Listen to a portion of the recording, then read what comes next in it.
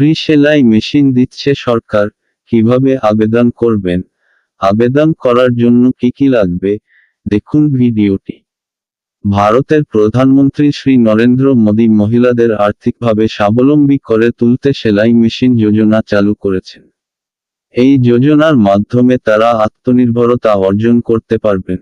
এই যোজনায় তারা বিনামূল্যে সেলাই মেশিন পাবেন। এই যোজনায় বিনামূল্যে সেলাই মেশিন পেতে কিভাবে অনলাইনে আবেদন করতে হয় ও এই যোজনার জন্য কি কি যোগ্যতা প্রয়োজন, চলুন তা দেখে নেওয়া যাক। দরিদ্র ও আর্থিকভাবে পিছিয়ে পড়া মহিলাদের স্বাবলম্বী করবার উদ্দেশ্যে চালু করা এই যোজনার মূল লক্ষ্য হল মহিলাদের স্বনির্ভর করে তাদের আয় বৃদ্ধি করা। এই ক্ষেত্রে কি কি যোগ্যতা লাগবে, চলুন জেনে নেওয়া যাক। ফ্রি সেলাই মেশিন যোজনার জন্য আবেদন করতে হলে নিম্নলিখিত যোগ্যতা পূরণ করতে হবে। 1. এই যোজনায় আবেদনকারীকে অবশ্যই ভারতবাসী হতে হবে। 2.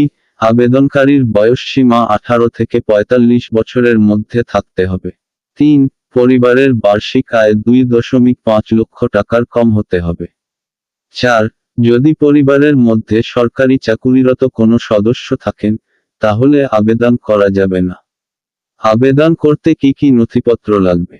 আবেদন করবার জন্য একজন ব্যক্তির আধার কার্ড, আয় প্রমাণপত্র, বাসস্থানের প্রমাণপত্র, পাসপোর্ট সাইজ ছবি, ব্যাংকের পাসবুক সহ ফোন নম্বর লাগবে।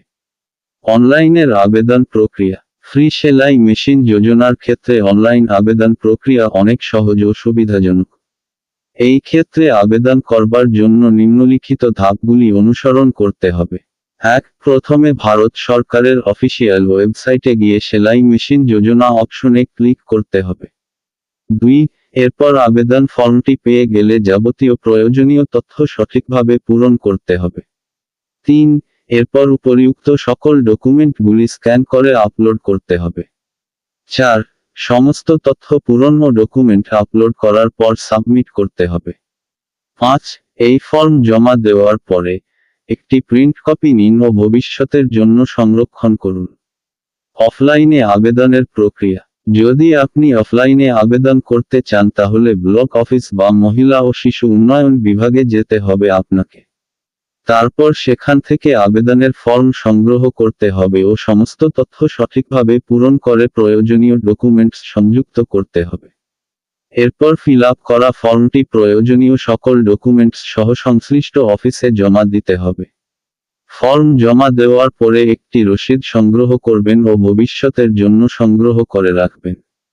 এই রকম নতুন নতুন বিষয় জানতে হলে আমার এই চ্যানেলটাকে লাইক, শেয়ার ও সাবস্ক্রাইব করবেন। আর আপনাদের জন্য আমার তরফ থেকে অনেক অনেক ধন্যবাদ।